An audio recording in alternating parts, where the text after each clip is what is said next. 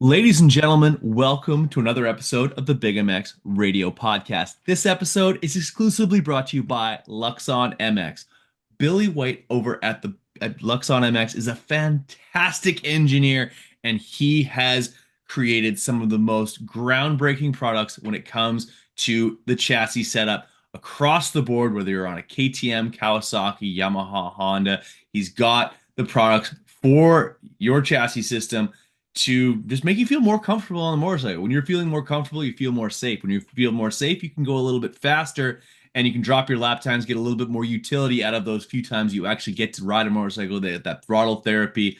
So enter discount code BIGMX Radio 2025 at checkout and save yourself 10% off your entire order. If you're getting a brand new set of triple comps, they're basically just giving you $100. That is awesome. And we thank our friends over at Luxon MX. Go to the website, find what you need. Even if it's a set of bar mounts, you can still save yourself 10% off that with Big MX 2025 at checkout. I am your host, Brad Gebhart. With me on the line, he's a repeat offender on the podcast. I bet he's been on here 8 times, if not 10, over the years. I think I had him on my very first year doing a podcast back in 2014. He is the 282 in your program, and he was in the main this last weekend, which is a bit of a rarity. He's going to try and make that a little bit more of a regular occurrence. Bubba Pauli, welcome to the show. Thanks for having me on, man. Hey, thanks for making some time for me, man. Like you've been on Kawasaki's the entire time that we've had you on over the years, but for the last number of years, you run your own damn team. You are the big boss with the hot sauce over at the International Supercross Racing Team. You guys are super active. Whether it's getting people clued in on LinkedIn, interacting with fans, you have one of the most interactive fan like pit presences at the races every single weekend. You and Derek Rankin over there pulling the strings to make sure that the fans are always entertained. And oh, by the way, you also go out there and show out for the fans and giving everybody a big old thumbs up on top of that. So yeah, tell me about the season so far, and especially tell me about this last weekend, which was it was a special one. You were able to put her in the main and have yourself a good weekend. Yeah, I mean, starting off with the season 2025, we traditionally we run a three-rider program. This year, we chose to do a two-rider effort, and we parted ways with our title sponsor last year. That was a 5-year relationship we had there. So going into this year, budgets were tight. An extra rider, obviously mechanic, and then Hmm. crew or just expenses, everything, logistics. We're able to shave a lot down there. So we chose to do the two-rider option this year, myself and Freddie Noren. Obviously, Freddie being, the A guy on the team, obviously. So, it started off pretty well. He got an LCQ win at Anaheim 1, season opener. Like that was a, pretty good statement. Um, Main event finishes were a little bit rough for the first couple races, but we were there, we were fighting, trying to get stuff figured out. It was a deep year. Um, and then he dislocated his shoulder at round 4 in Glendale at the Triple Crown, leading the LCQ. So that was a bummer, obviously. And Yeah. then we had to, as a team, we had to get a fill-in guy there. So made a couple phone calls, talked to different guys. We needed to act pretty quickly, and Logan Leitzel was supposed to race East Coast 250 class, and I called him up, and he had a mutual sponsor, Southeast Sales Power Sports out of Milwaukee, Wisconsin, and they're big back of our program this year. So, it worked out well because he didn't have a lot of like deep relationships going on this year. He was Hmm. just kind of winging it on his own, and I called him up. I was like, "Hey, dude, you want to race?" And brought him on as a fill-in. My results were continuing to kind of climb up the ladder, I guess you could say, as been being a bit more competitive. Logan was a great addition to the team, so we ran a two-rider program there.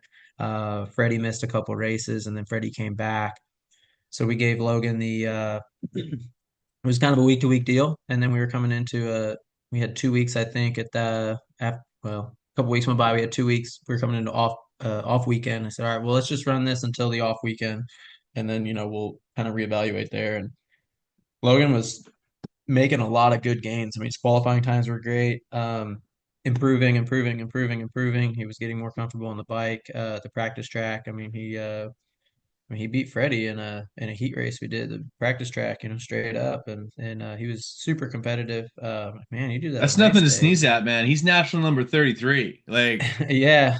So, and Logan was awesome because he just, uprooted, his what he had going on in life, and he's at south of the border mhm. and came over to the Midwest where we're based at in Southern Illinois, and he was with us for a month straight. Where do you need me? How long do you need me? What do you, I'm an open book type of thing, and so that was really, really cool. You don't see that all the time now. You would think with riders wanting to be part of a team, they would just do whatever. But a lot of people got some baggage and stuff they don't want to leave behind. So, so it was awesome. Logan was willing to do whatever we needed him to do. And that's what we needed to be able to get a rider in a certain position and building his confidence. That was the biggest thing we noticed right off the bat. Dude is an amazing rider, but his confidence was come race day, it wasn't there. It was bad, to be honest. Dude, on the So, podcast, he was just bagging him on himself like an hour ago. He's like, dude, like I'm not at this or none of. I'm like, you just got ninth, bro. Like, yeah. So with all that being said, we're like, hey, like, we got this stuff in place. Like, we don't have the budget to do a third guy, but let's see if we can make it work. And we made a deal with him to finish out the Supercross season. mm, Um, and I gave him a contract to finish the year. Outlined everything. We did it. As far as crew members and everything, like we had to scrounge up some extra pennies, to get some money to add a guy, but the resources were already there. A lot of the sponsors were happy, and our goal was to get him in some main events. He'd never done that in the 450 class. He'd made numerous in the 250 class. So, um, yeah, you kind of fast forward a little bit this last weekend, and his first 450 main event was a ninth. In the mud, which he hates the mud. I love the mud. So him and I were both in the main event this last weekend, and it's my first time in a main event since 2019. So a lot of things have happened between then and now. first main Last since year, Sam. COVID. Yeah, dude. I mean, last year at San Francisco, I was passing Vince Freeze for the lead in the mud in the LCQ, and I was just like, oh my, and I ended up colliding with Vince, and we went down, and that walk of shame back to the pits. I'm like, you know what? Like it's part of the process. Yeah. Just embrace this right now, and it'll come. To get back in the top 20 on race day in the 450 class is gets harder and harder every year. Yeah. Guys are racing longer and talent's just deeper and deeper. So, um, I felt really good. I knew on Saturday this last week, I was confident. I was actually pissed off I didn't qualify out of the heat race. Mm, I was like kind of a yo-yo with Justin Cooper the whole time, and I passed him in the LCQ at San Francisco last year. I was just like, oh my gosh, come on, dude. yeah. Um, so I was actually pretty disappointed in the heat race, but I knew come LCQ time, and I think I was like 15th around the first turn. Like it was bad on the start. I spun like crazy, and just went to work. Got up there and fourth, fifth. I was fourth per bit, and I crashed. I got back up, and I just put my head down and do what I know how to do. So it was a relief. Cross the finish line, see my mechanic. Like, hey, am I in? I'm in. Yeah. So I was pumped for sure, but really, just a long time coming, and determination, is kind of the never say die attitude. I'm gonna fight this out, and many people would have quit, and obviously, that my goal is to be in the main event. So, never surrendered to that, and so it was a good night. Again, I was a little pissed off after the main event. I was in 13th. I think no 12th. I stopped for a goggle change, and I shouldn't have done that. I was out of tear offs and stopped for goggles and lost a couple spots. And then the last lap, I was 13th. And then I crashed, went a little too hard trying to battle for that spot with Starling. And I went down, was stuck for like a minute Mm, and ended up crossing the line on 16th. But so I was actually kind of pissed after the race. I'm just like, man, just two stupid mistakes. And, I would have been, 12th, 13th place, that's yeah. that much better. But regardless, my career best. So, that was good. And I 18th. I finished twice overall in the 450 class. So kind of break that was, it's a good feeling, but I want to go back out there and do better. Exactly. I had to say like the conversation I had with Logan is actually going to air just after this, but I basically said the exact same thing. Is that like it's such a racer's mindset to get your career best and then be like, oh, had I only handled a couple of different things differently, I'd be even better. Like that is the epitome of being never satisfied, which honestly is a lot of the reason why like guys like yourself have gotten to where you're at is like you set a goal or you want to be somewhere, and when you get it you're again not satisfied. You want to keep moving forward, you want to keep like achieving bigger and better things. I had mentioned also to Logan that I know you guys do like a weekly sponsorship, whether it's the gear, like a featured thing. They had you front and center right before the LCQ, and I think you guys were sponsored by the color brown. Something like that, man. It was we were the second 450 heat race, and if I, Yeah. Freddie was in the first heat, and he had to go back and get cleaned up. He had time to change, and for me, I was just like kind of scrambling, had some other stuff. We were trying to get organized and ready to get back up there for the LCQ, and so I didn't have time to change. But yeah, that was kind of a bummer, but we got some good TV time and stuff, and When you so crossed the finish line, they like you were front and center, baby. yeah. No, it was yeah, it's always cool to go back and watch those things and stuff. And at the end of the day, like, yeah, we can't control Mother Nature, so the sponsors understand, but Who was it? Skills Racing. So the Oh, okay. company that actually makes our gear, Ismail flew in from Mexico, and was there at the race, and he was a little bummed. He's like, "Man, my design, my high profile logo space and stuff this weekend is going to be covered up in mud." And then at the end of the night, he told me, he's like, I don't even care about that. Just being a part of that and being around you guys this weekend and that That's breakthrough cool. was awesome. Like that meant more to him than having, good clean shots of his space. So and then Top Secret Designs was on our bikes and the helmet space as well. And he's a racer as well. So we did get some shots with his stuff, but most of the time they were covered up with mud. But he was happy again, to see our success and that the guys that know our passion and know everything that we're doing, that means more to them than the advertising. But so it's bittersweet, we get a little extra press and publicity by talking about them when we do good, but some of those shots aren't too pretty when the bikes are just destroyed and covered in mud.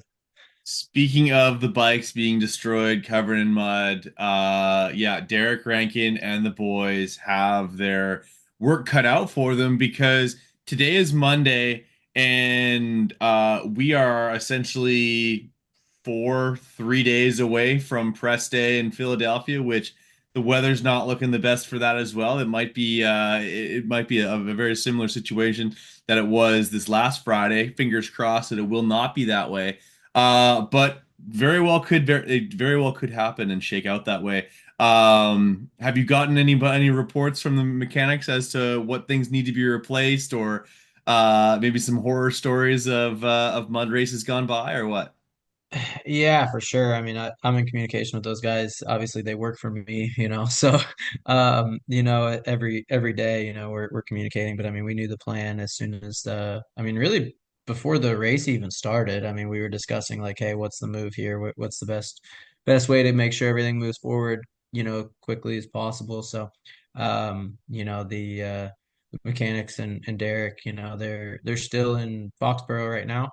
They took the rig to a campground just down the street from the stadium. So, they had hookups and stuff, and the people over there were pretty cool and said, yeah, you guys can set up your stuff and build here and clean everything out. So, um, I had to overnight some extra parts over to Derek yesterday. So he should be getting those today. He's full tear down on the engines, everything, fresh Wassenaar pistons in there and, Yeah. um, getting everything redone there. Mechanics, after a mud race, just completely frame everything down, rebuild everything back up with, what usable parts are left, which isn't too much, to be honest. So, all the basically, any bearing seals, plastics, graphics, everything was just trash, scratched up and just destroyed. We were breaking plastics with just riding around the track. The bikes were so heavy, it was just breaking stuff. Yeah. So Oh, for sure. The bike's got to be 300 pounds plus. yeah, yeah. So um, so just yeah, getting everything cleaned up and rebuilt. And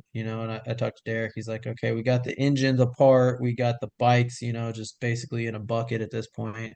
And he's like, I haven't even touched the truck yet. So, the truck is obviously just in and out mud, this and that. We gotta have that thing pretty clean come race day, for us and the presentation and everything. So Mhm. it's a lot of work for those boys. The amount of pressure washing and just I definitely got a lot of respect for those guys and we wouldn't be able to do it without them for sure. If you don't have a good crew, good mechanics, going out there and knowing the bikes are ready to go, it's you know, as a racer, you don't need to think about it, that and obviously a team owner, it's like, hey, are these things good for my other riders, my assets, and Mhm. um, of course the sponsors keeping us fed with product and everything to make sure the bikes are in top notch to condition.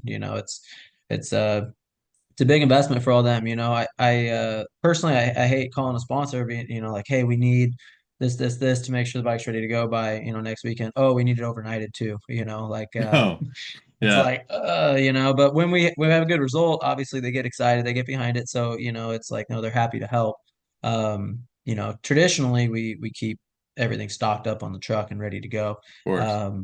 Um, a weekend like this where we have, three bikes that need to be completely rebuilt, it's like, okay, well now our spares are gone too.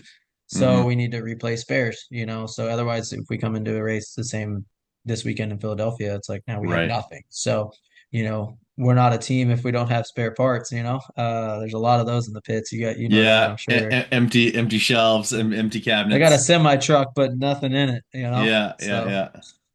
Don't want to be we those definitely don't want to guys. be one of those guys. I mentioned this talking to Logan, Billy from Luxon MX. He has been in your corner for quite some time now. He's like chassis parts front to back. He's one of the best, if not the best. And it must have been a really proud moment for him to see you guys both in the main, Logan up into the top 10 there. Was there any wear and tear on the triple clamps? And do you guys also run the linkage components at all, or do you just the triple clamps? We're running the triple clamps and then a couple other parts. We did some oil filter caps and stuff. We Hmm. had kind of worked with him on designing and get made for Okay. us and stuff because we had some flaws and some other stuff that we were using and a couple other little chassis parts that we used from him as well. But Billy's a great guy. He was actually our primary sponsor at San Diego this year and Nice. his hometown race, and it was. I love working with that guy. One of the coolest things that I kind of picked up on is like Freddie won the LCQ at Anaheim, and they had the green leader lights on there, and a couple pictures that were, had the triple clamps with the bright green light right underneath the Yeah. triple clamp. Like he loved that, and Yeah. so like that's when you hear like a sponsor's emotion, that when they see something they like it, it's like. So I know anytime we're in the front, whether it's anytime on track, right, and the leader lights Yeah. are on, it's like I know Billy's gonna be pumped when he sees a picture of those glowing green lights right by his clamps. So, and then obviously, when we're out front, it makes everybody look good. That's a part of our program. So, super, super happy with the Luxon product. We've been running them for 3 seasons now, Yeah. and the new Gen 3 clamp is unreal.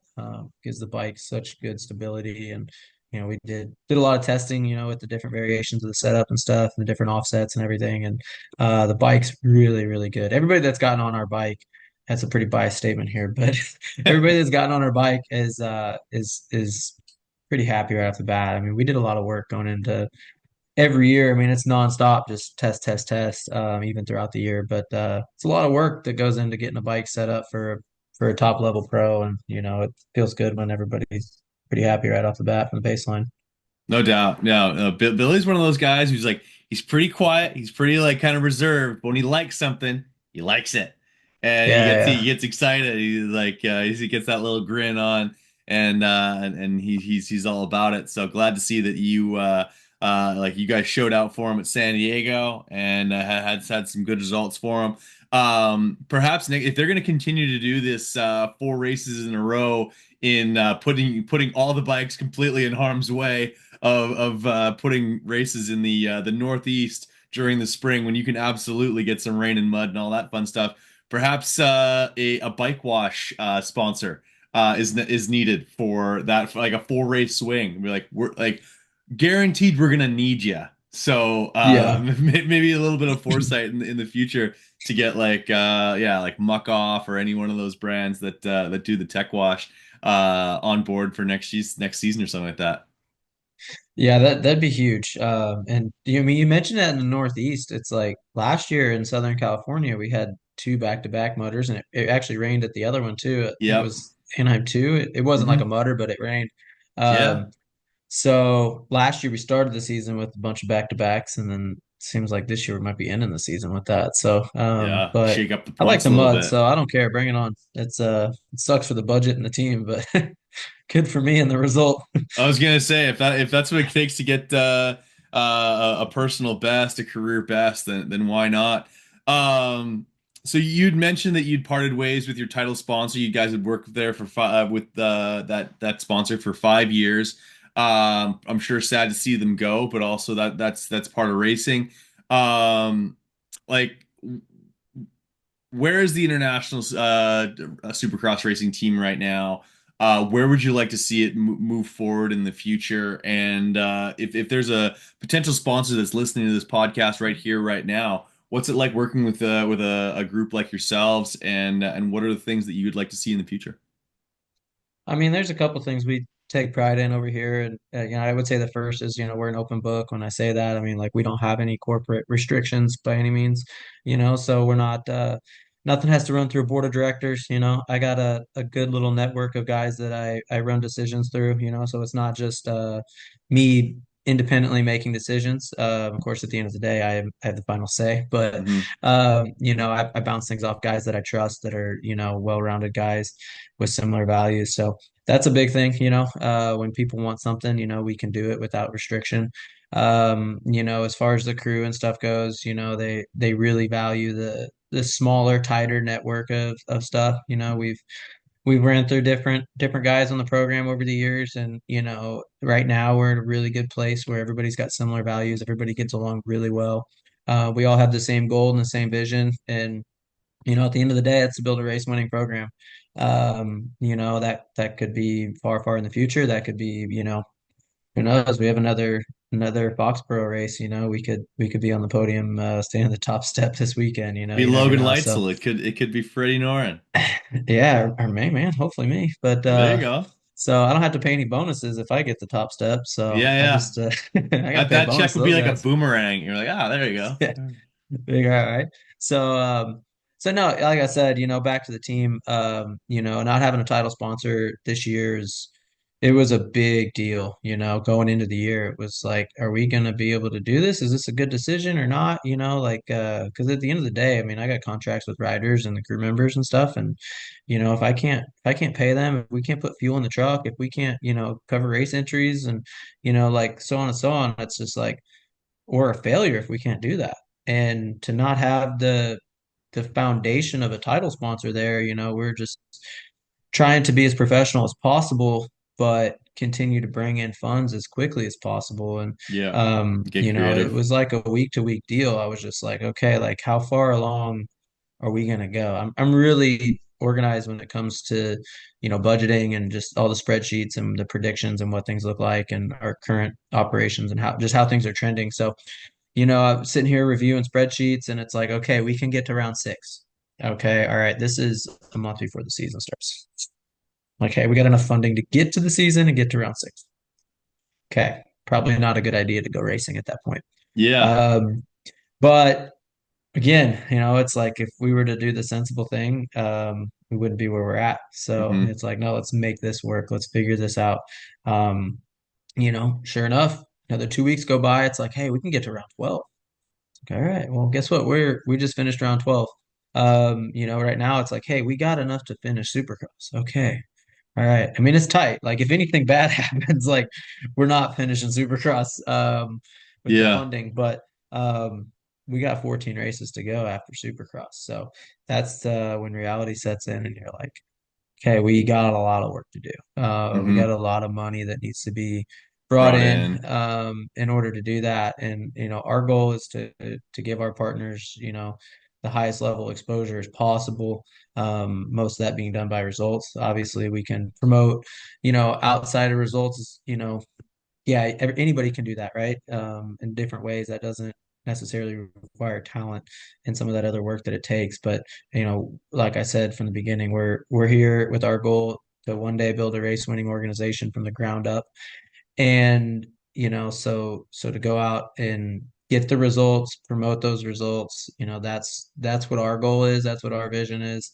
And whether it's a sponsor or a partner or somebody that wants to that sees that, hears that, understands that, they want to be a part of that operation and that kind of that I guess you could say legacy in the end. It's like, hey, we built this from nothing, and the kind of the underdogs that went against the best in the world, the top factory teams, and it's been done in the past.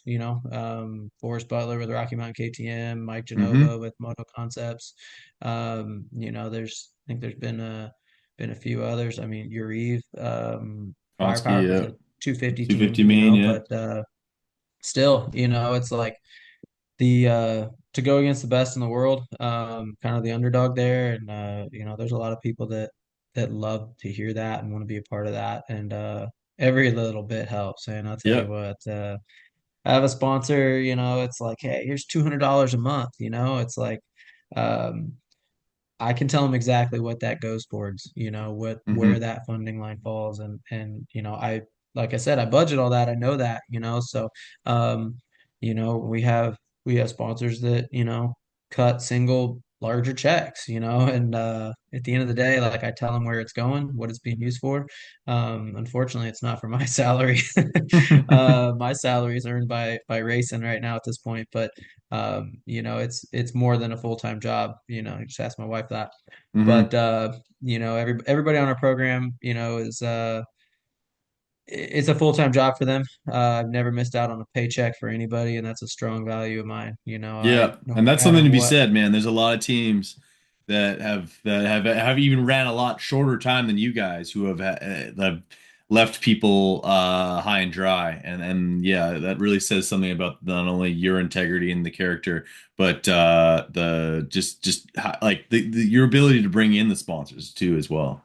Yeah, yeah, like I said, that's something that I never want to do is, gain a reputation like that when, there's a lot of people in the world in general. I mean, I've wrote checks for people to buy trailers, race trailer and never heard back from them, like unfortunately, there's people like that in the world. I don't ever want to be that guy. So, um, it's just like I said, everybody here, it's a professional operation, and I really value their commitment and their effort, and I do everything I can to stand behind them, no matter what. Last year, unfortunately, with some failed sponsor commitments that came throughout the year, I had to put $30,000 of my own money that I earned from racing, into the team to make sure we Jesus. finished SMX.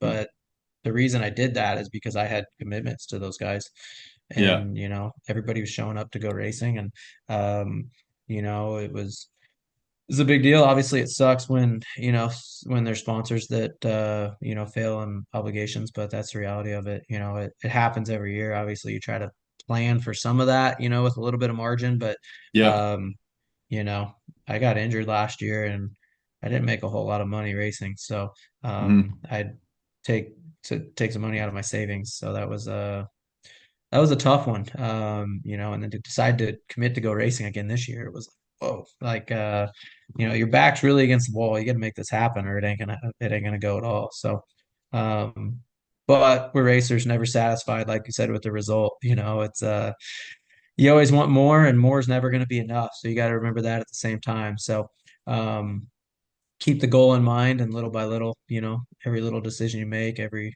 little habit you have, adds up for what we want in the end. And that's taking guys and achieving dreams and goals and climbing the ladder. Love it, man. Like, yeah, you take a licking and keep on kicking when it comes to this whole journey.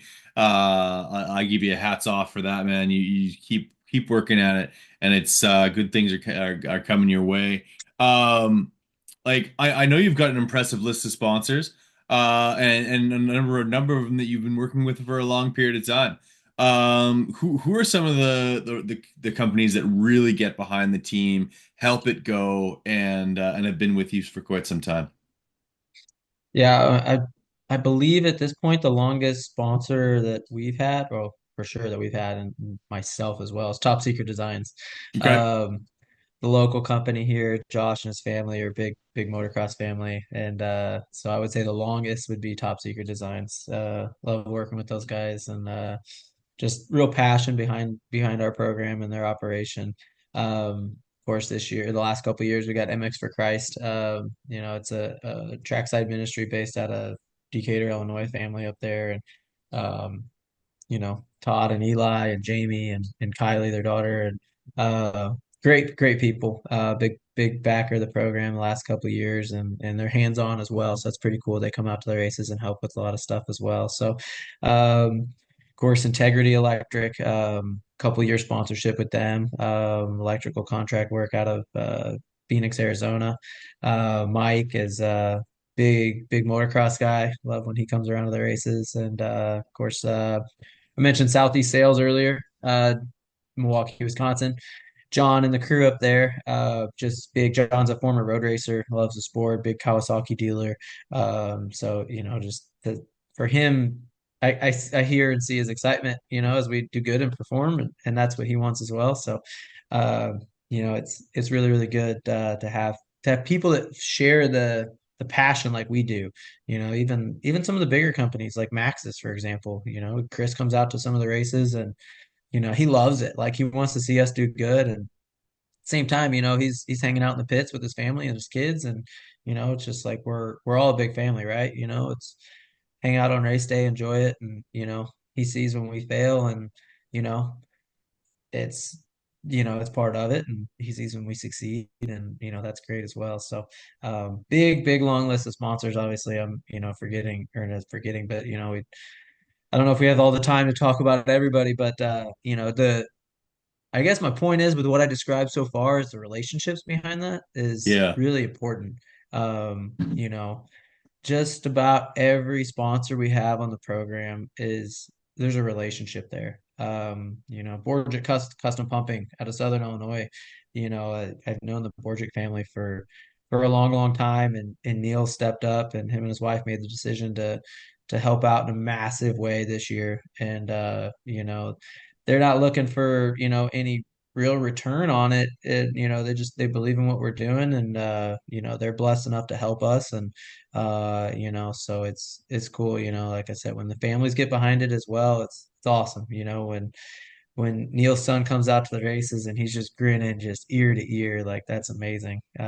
So like I said, there's so many good people that are behind the program and they believe in what we're doing. And then even at the higher level, I mean the corporations, like you still have a relationship there is so valuable, and you Hmm. can just interact with people and they feel the failures and they feel the success. That's what we want to give them is both sides of it. And it means so much more to everybody involved. So um, you know, we need more of it for sure, to go racing outdoors this year. And last year we brought on Shane McElrath in the middle of the season of the outdoors through the SMX races. And of course, Freddie Norn finished 10th overall in points in the outdoor championship. And, we look forward to bettering that this year. So, to be a top 10 450 team, the premier class, that's our immediate goal. So, to do that, it's we're gonna make it happen one way or the other. But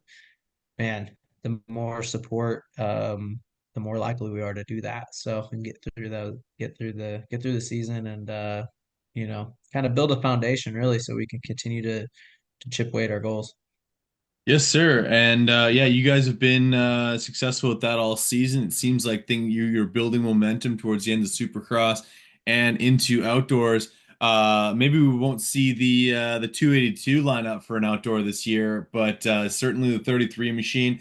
And like before we throw it to an interview with Logan Leitzel, talk to me a little bit about just the relationship that you've built with that kid. You mentioned that he needs to develop a little bit more confidence in himself. He'd probably be that much more successful on weekends. But sounds like there's an opportunity to like he was originally a two race deal. Well, that was quite a few weeks ago already, and we're keeping him going. You either really like hanging out with the kid, or he's putting in the results. Maybe a combination of both. Yeah, obviously, I mean he's a good guy to be around for sure. That's there's a fine line when it comes to personality and performance. You need to not be over the top with one or the other. They need to be pretty balanced. So Logan's a good combination of that. Great personality. He's a hard worker and his skill is there for sure. He's willing to do whatever we need him to do, like I said. So, started out as a two race deal. Gave him a contract at the end of Supercross season, and within that contract, there's a bonus. Yeah, if he makes two 450 main events, we'll offer him a deal for next year. So that was again, no, I'm not sharing, there's no secrets here, I guess. So, I'm Yeah, open to whatever. I'm not sure if he told that to you or not, but um, it's he's halfway there to that. So we got 5 races left. So hopefully he can accomplish that. But there's a lot there for him. Like I said, he's a good guy. He's very talented on the bike. His bike skill is very, very good. So we get the confidence up a bit to where he knows he can be there, that he deserves that. He's there for a reason. Then without a doubt, he can be a consistent 450 main event rider and grow into hopefully something more. You know, his favorite rider is Weston Pike. So there you go. Weston was 24 when he had his breakout year. We looked this up the other day when we were talking about it, and Nice. Logan's 24 right now. Yep. So that was in 2014. Weston finished. He was 10th in points. I remember at the Dallas Supercross, he was in opening ceremonies because he was 10th in points, and like the industry section of that race went crazy when he came out for opening ceremonies. And I was like, that was super cool. And I respect the guy for that. Him and his dad were doing a For sure. program privateer effort that year, Yep. and so, I was like, look, Logan, this could be your breakout year. Hey, dude, you just got a ninth. A lot of people say, yeah, it's a mutter, but hey, dude, everybody was lined up. There's no denying that. Yeah. So, Like, um, it's just one of those weeks, and he was the ninth place guy last weekend. So, regardless, Weston went on to, doing doing pretty well, factory rider and a lot of respect for him and the way that his career came through. So, like I said, Logan, like there's no reason why you can't do that. You can't turn into that. I mean, as far as I'm concerned, like his bike skills just on par as, the way Weston could ride, bigger dude, yeah. he's strong. Oh, he's a big dude. You guys get the picture with him at the end of the race there. He's towering over all three of you. Yeah, so yeah, just gotta get his confidence there. And it was crazy in Detroit. He got, I don't know, like a fourth place start in the heat race. And he went over the triple, and I think it was like Cooper Webb was next to him. And he after the heat race, he's like, "Oh my gosh, dude, Cooper Webb was next to me over the triple on the first lap. I didn't know what to do." I'm like, "What do you mean you didn't know what to do? You're racing the dude. Like you were in fourth and he was in fifth for a reason. Like you got a better start than him. It's a race." So I was like, if he's on the outside going to the next corner and you got the line coming up the inside, you run in and you slow his line down. That's racing. That's how it works. So but for him, it's just kind of like starstruck. He's on the track with these guys. He just got to get used to it. In Foxborough, he's worried about making the night show. I'm like, what are you doing, dude? What are you talking about? Worried about making the night show? I'm like, why you're not here with our team to make the night show? We hired you because we think you can make main events. And of course, the dude gets seventh in the heat race. I'm just like, why are you worried about making the night show? What's wrong with you? So, um, Something it's about dirt bike racers and being complete head cases. Never mind. Never mind. Yeah, but like I said, our goal is in the end, like the whole vision is to build a race winning organization, and that I'm not saying we're going to do that tomorrow, right? But like you need to act like winners, and you'd be surprised what racers are scared of what, you know. There's guys on the track that you would have no idea that would be like, dude, I don't want to do that jump. I don't want to do that quad. I don't, dude, I'm terrified of the whoops. And guys that are winning races, guys that have won championships, the public doesn't know that, Mhm. but at the end of the day, the team and the people around them, they're like trying to do everything they can to get those guys to believe in themselves and not worry about that. Hey, you're more than capable of doing that 26 laps in a row. It's whatever it may be. So, that's part of a team, right? So Logan has a flaw and, we're working on building him up and, perfecting his mindset, everything else that goes along with it. So, that's just part of it, right? It's not that he's always going to be like that. It's like, no, we just know we need to be behind him and build him up so he knows he can do that and go out and achieve, what we believe he can do and achieve his dreams. It might not be an exact goal right now for him, but his dreams are like any other little kid, that strives to be a professional. It's like I want to be a race winning guy, you want to be a championship guy, you want to lead races. It's like everybody on the starting line wanted that at some point in time. They might have got away from that, but at the end of the day, that was the original dream, right? So, but we'd never be where we're at. So, that's a big part of a team is having everybody's back and pushing them through the times where they don't believe in themselves. So, he's getting there though. So we gotta just keep him going, keeping him fueled up, and look at last weekend, man. P9 is a pretty big deal. So keep it going. Absolutely. Would love to see all three of you in the main event this coming weekend in Philadelphia. Home race for Logan. I know him and I think he's going on Channel 5 News, which is super badass, more than likely. I think that's probably part of the mad dash to get the bike all ready to rip because it's gonna be on like yeah, regional television, regional news. I believe that's either Thursday or Friday morning. So that's pretty cool. Like to not only show up for the sponsors, but the team in general, to be featured that way for a home race for Logan. Yeah, I told him there's any and every media obligation is required, so or request is required. So Yeah, part of the part of the program over here. So yeah. When Racer hey X man, comes to call on Friday, he's answering that one. yeah, so I think he's got an early morning one too this weekend. So Yep, um yeah, he's it's part of the job, right? hot So commodity. there's a lot more to going fast, or a lot more to being a pro than just going fast. That's what I was supposed to say. So Fair enough. all those other little things you're required to do. Fair enough. Well, let's say we throw it now to an interview with the 208 in your program and one of the riders on your team, Logan Leitzel. Good, thank you. Awesome, man. And now joining us on the line is Logan Leitzel, your most recent first-time top 10 in a Supercross. He's riding for the International Supercross Racing Team. Logan, welcome to the Big MX Radio Podcast. Yeah, thank you for having me on. I'm excited to, I guess, talk about it, kind of debrief. Before we get to the results that came from this last weekend, let's dial the clocks back a little bit. This you weren't on this team all season long. You came in relief. Was it for Bubba getting hurt, or was it Freddie, this is Fast Freddie. Freddy? Okay, so Yeah, you came in relief.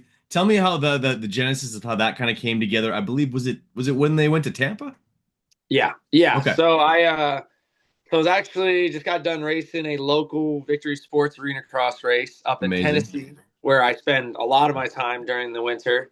I was actually at a Chinese buffet heading up to the dessert bar when I got a text message from Bubba Pauli saying, "Hey, can you ride a 450?" So I put the dessert down, didn't grab it, and I kind of was like, "All right, this could be something serious." Not sure what was going on because my intentions were just to have fun this year and kind of, I don't know, maybe be done after this year racing Supercross. So Really? when I got the text, I was like, okay. So I waited a few days, and finally they were like, hey, come on down to Florida and ride Freddie's bike. So we were kind of linked up through the dealership we used. We used the same dealership, so Okay. we had a connection there. And plus, I've always kind of talked to Bubba. so it wasn't brand new. But yeah, they just needed a guy for 2 rounds, and here we are still on the team. So yeah. I was gonna say, so what's the genesis behind you staying on? I understand, like, yeah, Freddie's back. He conveniently wasn't in the main with you guys. Like, hey, Freddie, you guys all got the invite.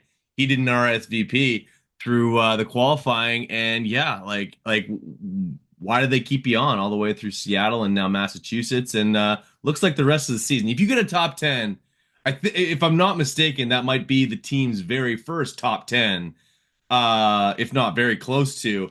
I think they might have gotten one with McElrath, but either way, that's incredibly impressive.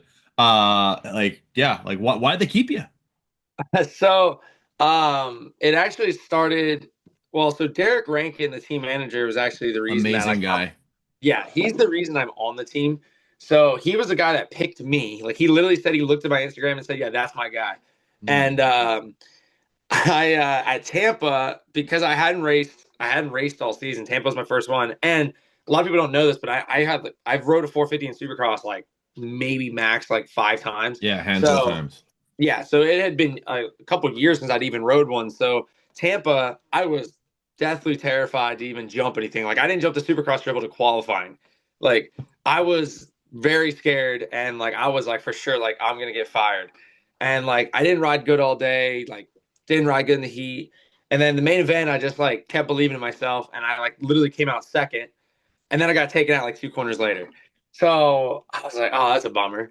So Detroit comes around, and I ended up getting like eighth in the LCQ, which was like pretty solid for like my second race. I was only like 4 spots out. Yeah. And so Rankin was kind of like on the fence about it. And then what really set it off was my qualifying in Texas and Daytona. I think Daytona I qualified like 25th. So they sat me down in between the night show and qualifying at Daytona and said, "Hey, like we're gonna give you the rest of the season for Supercross." So that No was pretty way. cool. Yeah, so that Yeah. was pretty cool. So they drafted up a contract with some initiatives for 26 if I meet those goals, and yeah, and here we are. I went from retiring to being on the best situation I've ever been in. Dude, Chinese buffet. Gonna grab myself some dessert. Hold on a minute. Bubba is texting me on the good advice from Derek Rankin. Like, complete side note, Derek is an absolute gem. He is one of like the salty earth people in the sport that make this place whole thing go. Have so much respect for him. And honestly, you've really made something out of this. Obviously, this last weekend in the mud, it goes about as good as it can for you. But also you've had some other good rides. Like you've like you said in a couple of the LCQs, you've been up there. You've gotten good starts. When you have a team like Bubba and Derek, like they start to believe in you and they start to see that you've got that, like you've always had that potential, but now you are starting to believe it. Does that then even more sort of put some wind in your sails? Is like, you know what, I can do this. I can hang with these guys. And yeah, wouldn't be surprised to see you closer to the front of the pack in some of the LCQs and qualifying in the future. Yeah, I mean, I felt like I was actually in a really good spot right before Seattle. Like I was like pretty confident I could make the main in Seattle. Nice. Everything was rolling so good. Like me and Freddie were battling during the week, like pretty tight. Like I beat him some motos, he beat me, and like for me to even like be doing that with Freddie, like I feel like that was solid. Yeah, you said Um, 15th, 14th, 15th in Maine. yeah, so I was really confident going into Seattle, and then everything kind of came crashing down because I hit neutral in a rhythm section, and yeah, I had a big one right before Seattle. So once that happened, it kind of took the wind out of my sails, and I've still been trying to like come back from that because I mean, I don't know if you see my results from Seattle. I got completely lost and everything. I couldn't even ride the bike. I was in Mhm. so much pain, and then so going into this weekend, I was like obviously stressing because I'm like, I haven't rode all week. Like I'm in pain. Like I'm like stressing. So to be able to pull off a ninth place at the main event was pretty insane. But man, I could not walk the next day. I was in so much pain. So my goal right now is I'm just trying to get healthy so that I can show everyone that I can, be a main event guy in the dry. Obviously, top 10. I'm not gonna be a top 10 guy in the dry. Like, let's be real. Like, that is insane that I pulled that off. But can I be a top 15 guy? Like, I honestly 100% believe that I can in the near future. That is awesome. Yeah, no, it's got to give you a little vote of confidence, just getting that result, period, but also just showing yourself in the weeks prior in the dry, which is where you guys excel the most. Yeah. That you can certainly get the job done. You got the skills to pay the bills. Um, like riding during the week, you'd mentioned that you not hadn't been able to do that very much. You're planning on doing that today. How much of a how big is that for you guys to be able to do and get some of those like sort of mental reps mid-season? Because I know a lot of work gets done early in the season. If you're lucky enough to be racing the West Coast swing, maybe you get onto some Supercross tracks out that way. But once the series heads east, like unless you know somebody who has a really reliable Supercross track, you're essentially like, or you're traveling back to a spot that has one. There really isn't a lot of opportunities for that, is there?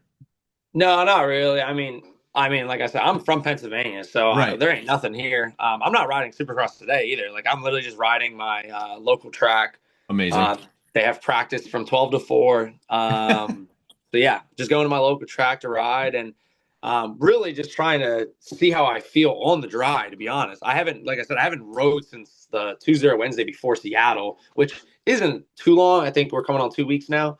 But I was very fortunate enough to ride at Bubba's for like a month. Like he has a track in Illinois, Hmm. which at this time of year could be very hit or miss, but we got very lucky. We had an awesome time training there. And then before the season, I was at South of the Border. And that was a bit rough because it was just me and Thomas Welch, a guy that races 250 class. Okay. We were the only two people riding there. So it was a bit tough at times, like mentally, because like we're trying to, like, we can only push each other so much. Yeah. So that was hard, but we made the most of it. So I'm just thankful that I had a place to ride, to be honest. No kidding. So, rolling into this weekend, first of all, you're gonna go to one of your local tracks. Are you basically like expecting to get mobbed? Like you're now like local celebrity PA, like this is like Brock Hepler going back to one of his local tracks. Like, and did you look up to Brock back in the day or what? I mean, I know of Brock, but no, I he was a little bit before me. He's Like well I don't before remember him you. He too turned much. pro in Yeah, '04. yeah, I don't remember him too much. Hmm. Fair So, but enough. no, Fair I enough. yeah, Philly. So Philly from my house is an hour and 30. Um, but from my girlfriend's house, it's like 40 minutes. So yeah, I'm like 40 minutes Okay. away. So Perfect. yeah. Um are we football fans? Are we Eagles Yeah, I fans? mean, I'm a football fan, but I'm not football fans from here. Like I'm a Green Bay Packers fan. You're a Green Bay Why are you a Green Bay Packer fan? And for those who aren't watching or listening to this on the audio, they're not watching on YouTube. What's with the Penn State hoodie? I'm from that. Obviously. I'm a Penn State fan. Yeah, I'm from Yeah. PA. State College is like an hour 12, hour 15 from me. Hmm. So, yeah, just I'm just a Penn State fan because I'm a local. Fair enough. Fair enough. Do you know the story behind the Nittany Lion? I don't. No, I honestly don't. Yeah, it's actually back in the day, back when they had like the first NCAA football games. Like Penn State didn't have a mascot, so to speak. Okay. It was just Penn State, and there was a Penn State scholar who was talking to a Princeton scholar who said that the Nittany Lion would tear the Princeton Cougar to shreds, but he made up a fictitious lion, like something that doesn't actually exist. He just like Yeah. came up with that off the top of his head, and then somehow that turned into a moniker that has stuck with the team for over 100 years. Oh, I did not know. That's pretty cool. That nugget of information is filed away in my autistic brain for me to call upon whenever necessary. So let's talk about the night that was. Okay. It's you guys like were you there Friday? Yeah, I was. I was there for a little bit, not too Yeah. long though. Yeah, no, the Racer X guys weren't mobbing you for an interview. Yeah, they came over, but I actually ended up not doing it because they wanted to do it in Philly. So, Oh, uh, fair enough. yeah, with me being local, so it Missed was good. opportunity. Like, oh, we'll get you next week. Yeah, no, literally. So, yeah, me and Hammock are gonna do our stuff in Philly because we're Dude, that's both from here. badass. So yeah, Like between you and Hatmaker, you both make like a one average height person. yeah, Jesus, I guess I so. always thought he was taller, and when I met the guy. I'm like, holy crap, You're like, he's just a little guy. See, Did you I grow up think he's racing the with him? perfect. Yeah, yeah, he's Oh, he's like my perfect for best moto. friend. You need to be a jockey. Like this weekend was perfect for like long-legged guys like you. But Yeah. like, yeah, no, like you want to be little for moto. No, literally, Um, I give him like I always say like he's like the perfect height. He's like, oh, I could be taller. I'm like, no, dude. Like when I watch him ride, he's like so like perfectly formed he's on the in bike. there. Whereas Yeah. like I'm so awkward like at times because I'm so tall. So I'm You're like, all dude, legs. How tall are yeah, you? 6'2" or 6'3". I think I'm Yeah, six 6'2", three. I mean, six I'm not three. Benny Like, though. no, Benny's not like Benny. 6'6". Benny looks like I did. I'll send you a picture after this. Like, Benny looks like I did on 80s when I was like, my dad's like, nah, you're staying on him. And I'm like, but I'm Yeah, 5'11". Fuck off. yeah. Like, No, um, but no, going back to Seth, yeah, yeah. we grew up like 30 minutes from each other. Oh, shit. Our family homes are actually still 30 minutes from each other. So, fun I love it. fact, when he comes home for holidays and like I come home for holidays, we actually like always hang out because like we're 30 minutes from each other. So, yeah, like we didn't actually hang out as friends, which is funny because we were like almost like rivals in a way. Like we I was gonna battled all say, you the guys have been bit. the same speed, kind of. Yeah. Yeah, so well, I always beat him as a kid. Like I was always the faster one. And then once we got to 85s is where he took the next step. Like I wasn't even making Loretta's at that point where he was winning Loretta's. And I'm like, okay, Mhm. so we really changed trajectories. But yeah, I mean, we've always stayed like really good friends. We talk pretty much every day. Him and Jerry Robin, they're like my two best friends in racing. Amazing. So we talk all the time. That's a And then, good crew. That's a good yeah, crew. yeah, I got some good friends, so it's cool. So last year in Philly, me and Seth did 1 p.m. press and Yeah. did a bunch of stuff. And then this year, I kind of expect the same. So it was a good weekend for the boys. Seth got the red plate. I got a ninth. Jerry, on the other hand, not didn't have the best weekend, but I know he'll be back. Yeah. It can't be all three of you. You got to be able to rip on somebody. It's always like that. It's always like that. Yeah. It's always two of us that do good, and then I'm like the one's like but it's usually me. I'm the I was gonna say it's like usually the anvil's falling on you, so you're like, yeah, not this time, Jerry. Yeah, I'll take it. I'll take it. Usually Seth's like winning the main event. Jerry's top 15, and I'm like, yeah, PA in the LCQ, dude. Were Darn you it. buddies with Jerry when he rode the 1986 CR at Loretta's? No, so me That's and going Jerry, back. That's going way back. yeah. So we met at South of Border like 2016. Oh, So okay. we became friends like I think like the year after that. That's funny. So Saturday, one practice Yep. session, which I'm sure none of you guys were complaining about that. I The track was. was, No, were I you? was. Okay, I okay, was all right. tripping out. I was so stressed because I hadn't rode, right? And I've been hurt. Like I couldn't even get around the track last week in Seattle when the track was dry because of how much Hmm. pain I was in. So you can imagine my stress to try to go and hang on to a freaking 450 in the mud for one session. Like I told Bubba, like I was absolutely stressed to make the top 40. Like I didn't think I was gonna make top 40. Yeah. So I went out there and I literally did one lap. And in that first lap, like I could feel just everything ripping that was like hurt. And I was just like, oh my gosh. I was like, I'm not gonna be able to do this. Like I can't even race. And I mustered out like a 34th in qualifying or something like that. So I was stressing for qualifying, to say the least. Jesus, I can't. Like, I have to actually look through the results of who went out there and didn't even make the fast 40 because like that you're going home with your tail planted between your legs if you like Yeah. trashed your bike and got nothing for it. And so we get into the night show. Everything like the qualifying is cut short. The like all the laps are cut. Even the main was cut, and but you end up qualifying. Did you not qualify straight through the heat race? Yeah, I went through the heat race. Yeah. That's perfect. That is if Yeah. you're gonna do it, that's the way to do it. When I saw Bubba on the line for the LCQ, like I've seen Bubba in a lot of LCQs, let's be honest. And I was like, I don't know about this one. First of all, he was muddy as fuck. Like there was not a single speck of that. Like he's got the custom gear every week. And there was like you could not tell who you got your sponsor for the week was. Yeah. He goes out there, but then I see him in fifth with like a lap to go. I'm like, it's a mud race. This ain't over. And he puts the 282 in the main right alongside you. That's got to Yeah. feel cool for a guy who has like half a thumb and hasn't been in a main in No, like since carburetor days. I was more stoked for Bubba honestly than myself. Yeah. Like I was I was so hyped because I obviously like we know. I mean, Bubba's been at it for a while, right? So, Carburetor um, days. Well, maybe not that and long now ago. that I've gotten like closer to him, like we've gotten closer over the last like month or so. Yeah. So it was pretty dang cool that he made the main. Like I was going nuts. Like I was literally watching on my phone, go, "Oh my gosh, he did it!" So, yeah, that was pretty rad. I love it. I love it. We're gonna throw his interview ahead of yours when I have him on in 1 hour's time or 40 minutes time. But so getting into the main event, they did cut the laps. I believe you guys did you end up getting you got lapped by Plessinger though, yeah? So you guys did eight, Yeah, I you did just won. eight? Yeah, I just Yeah. won.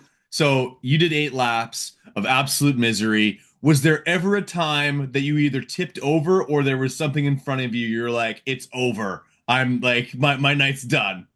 No, I actually, fun fact, heat race and main event, I never stalled it, never tipped over, nothing. Because I knew that if I fell over because of my leg, I was not getting up. Like it was going to be very Mm. hard. So I made it a point. Like I never took a chance the entire day. Like I just rode my lines. I never Yeah. tried to jump like those jumps that they were doing. Uh-huh. Never did them. I No. got P9 in the main event and I rolled it every single lap, even at the Wheels on beginning the of the ground. main. Yeah, wheels on the ground, and I just rode my pace that I knew that I could run. Like, and I'm kind of bummed because I got ninth, and the first thing I said, I was like, dude, if I was healthy, I think I could have done better because I was looking at my lap times, like I was running the same pace as Webb, like the entire main. But like I slowed down because I didn't want to like tip over. I knew if I Hmm. tipped over, like I was gonna be done. So I just ran my pace, which granted, I'm not podiuming, like I'm not saying I'm gonna podium, but like could have maybe got Yeah. like seventh You could and have been maybe a got like Rod an Bell. eight. I mean, Rod Bell was like fourth. yeah, so like I could have maybe got another spot or two, but at Yeah. the end of the day, it is what it is. I'm super grateful for the Yeah. race. It was awesome. That is such a racer to get your best finish of your entire professional career and be like, man, what if I would have done better? Yeah, Like, I right. think Yeah, that in and of itself is if anyone's listening, that's why you've gotten to where you're at, is like getting to that next level and then immediately being like, I could have been better. I could have had a bigger goal. I could have executed better. That's insane. And yeah, like I gotta think that those outriggers that you've got, those long legs, those I think they helped you a little bit. But like with the one leg, were you not even really putting that thing down at all?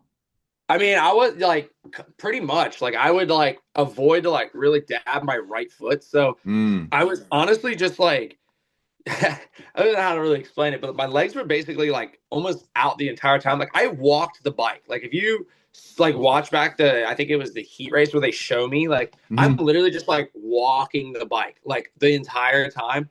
So I constantly like had my feet on the ground, but like in the corners, I would keep my right leg up, but for the Hmm. most part, I was just walking the bike. Like I just stayed consistent. Like it's probably the slowest ninth place in 450SX history, but whatever. Hey, It's on paper, so they don't ask how, they ask how many, and it's ninth place, dude. That is super, super rad.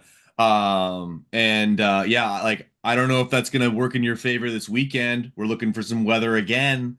yeah. I don't know. It's Yeah, going down though. It's going down, dude. Because I want another mutter just because like I'm like perfect. I was like, we get one more mutter. I yeah. should be like pretty healthy going into East Rutherford. Uh-huh. But it's going down to like 20% now. Mm. So we'll see what happens. But I prefer like the mud we had this weekend because once it gets like the slick mud where we're still like jumping stuff like in the Yeah. rhythm stuff, that's where I'm like I'm not the best at because I get Hmm. pretty like sketched out because you just never know when you're gonna spin and it's just like Yeah. ah. I could definitely see that. I could But definitely it see is that. what it Like, is. It so is what it have is. you always been a bit of a mutter? No, I hate the No, mud. I Like, hate the mud. no, I hate the mud. Like, I literally at Bubba's, like, he'd water the track too much, and I would like wouldn't even ride. Yeah. Like, I don't like it at all. So it was kind of funny that I did what I did this weekend. But I mean, yeah, I just rode my race and got it done. It was awesome. Logan Leitzel, the 208 in your program, number one in your hearts. I know the three-digit numbers kind of just like run whatever you want. What's with 208? Actually, Cedric Supercross is the reason I'm 208 because I was 201 my entire career, Yes, and he decided to take my number. So bastard. literally, like the year that I signed up, he took 201, and so I 208 was literally the next available. Hmm. So Yeah, I took 208, and thankfully I've been able to keep it my whole career. So I've had it now for 4 years or 5 years, however long I've been Mhm. racing pro. So yeah, that's kind of the story behind it. There was no like emotional backstory at all. Like I just the lowest number that was available because Cedric took my 201. Fair enough. How old are you?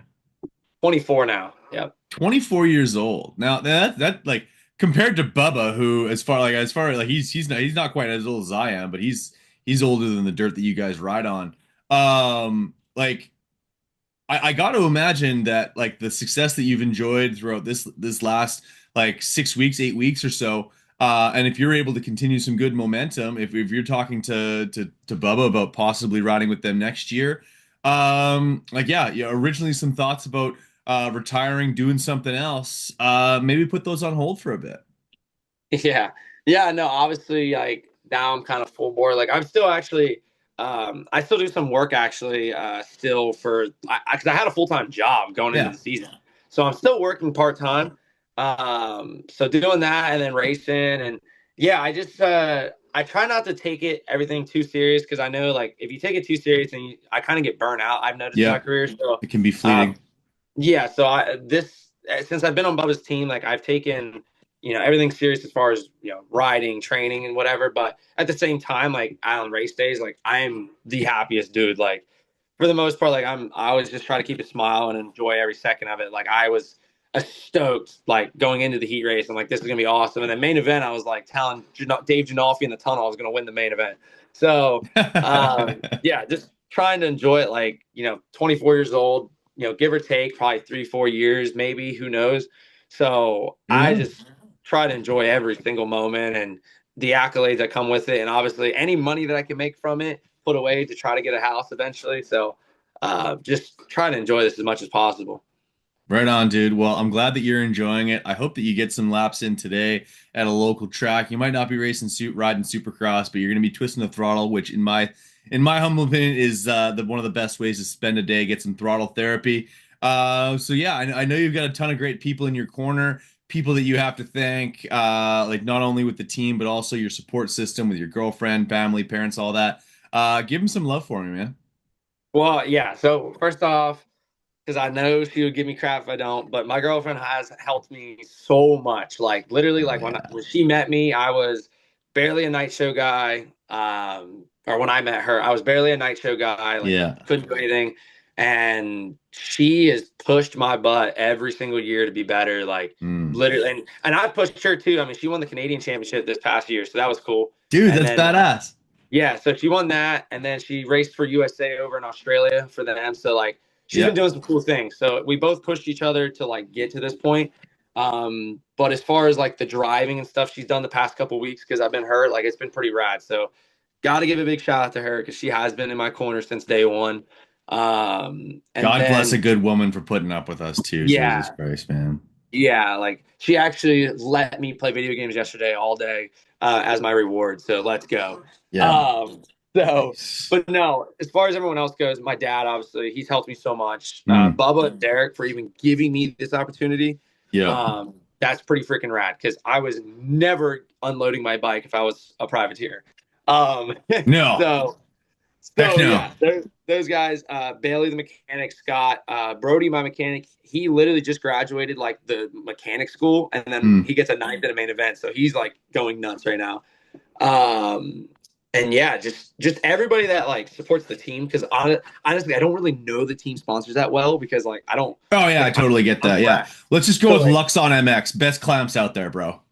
no, I agree. Yeah, Luxem's actually they were on my bike, like my personal bike. So Billy's a I'm Billy's a badass. I yeah, love I'm Billy. here for Luxon. Like they're pretty rad. Like I mean, Hmm.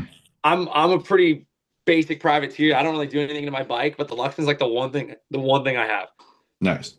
So yeah, yeah, there's I love there's it. so, there's so many people, but the last person that I can definitely not forget that's gotten me to this point is Brandon Hartraft.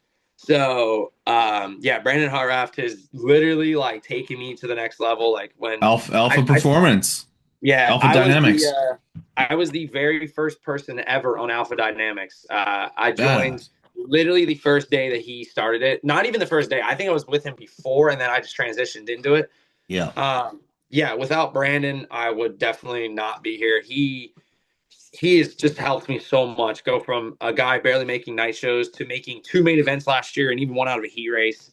And then, even this year, just the steady progress. And, this main event, obviously with the rain and mud, it's a lot different, but I still beat some rad dudes. Like I was top privateer, even in the heat race main event. So to do what I did, like I wasn't entirely shocked because I knew the mud's a great equalizer, and I've put in just as much work as probably anyone else. So it was pretty rad. So Brandon and south of the border training facility, they're the only place that I've ever trained at. Like I don't go anywhere else. Ryan, the owner there, hooks me up. They help me out. So yeah, to be able to ride somewhere during the winter has been pretty cool. Are we going to see you at some Canadian Nationals this summer? Oh my gosh. We'll see. We'll see. I still have a career number there. So I gave up my career number to Mackay, my 20. So I actually just have career number 208. I just told Kyle, I'm like, dude, like I'm tired of changing graphics. So I'm running 208. We'll see. So the woman, obviously, she's got the red number 1, so it's a big deal for her. Not a bit, yeah. So, like that's nothing to sneeze at, man. Yeah, she's got the red number 1. So I happen to work closely with Walton Kawasaki. Oh. Okay. No. So that might be my next call. Yeah, we'll see. So yeah, I mean, hey, get Jamie on the whip. But no, all right. But no, I as far as me racing, I'm not entirely sure. I actually I am working something out maybe to do outdoors because I don't know if you know, I mean, if you've seen like my outdoor career in Canada, like I was pretty good and then I kind of dropped off. So because I kind of was a ripper. Yeah, I was all right. Like I did since I got a 5th. I think I got a 4th in a moto, like a 4th in a moto or an overall. Moncton's my best track because it's hard pack. It's just the East like Coast guy. Hell yeah. Yeah. So we'll see. I'm not entirely sure if it happens. Like I might not be doing outdoors in the USA. I might be doing them. If not, then sure, I'll do an outdoor too with Jamie. But I ain't doing any of the sand rounds. I'm not doing gopher. I ain't doing Sandali. That none of that's happening because I get embarrassed at those rounds because I'm not a sand guy at all. Like I am. And those are not just like regular everyday sand tracks. Those things take it personally. Yeah, no, I've gotten some reality checks at those places. Like I've gotten beat by dudes that like I have literally never heard of, and they're like, "Oh, dude, you don't know of him? Like he's a professional snowmobile racer." And I'm like, "Bro, get out of here! Like, shut up! I don't want to hear that." That's Tucker Hibbert. Yeah, so like, yeah, I'm just avoiding all that, especially after my top 10. I am not racing Gopher Sandali because I get embarrassed every time I go do those. Don't need to have that part of your life. I totally get that. Logan Leitzel here on the Big MX Radio podcast representing the International Supercross Racing Team. Logan, it's time to pack the gear bag and go do some practicing, my brother. Yes, sir. Yeah, I'm going to go rip it up. I'm sorry if you heard my dog in the background. She's whining. So, all good. Yeah. No, we're dog friendly here on the Big MX Radio podcast. We our furry friends are fine. Yeah. Come here. Come say hi. Come here. Yeah. Come here. Come here. Who is? Oh, that's a baby. Yeah. That's a baby. That's a baby. But no, I appreciate it. Yeah, I mean, I'm just very grateful, very thankful for everyone that's kind of helped me because I've been getting treated like a factory rider all year with these guys. And so to have a mechanic, a practice bike, like never had something like this in my entire life. Are you good? Yeah. So it's pretty awesome. It's really, really awesome. I think someone knows that you're going to leave and is like, yeah, don't allow that to happen. She's fired up. She's ready to go. All right, dude. Awesome, man. Well, don't hang up just yet, but for podcast sake, we're going to cut things off right there.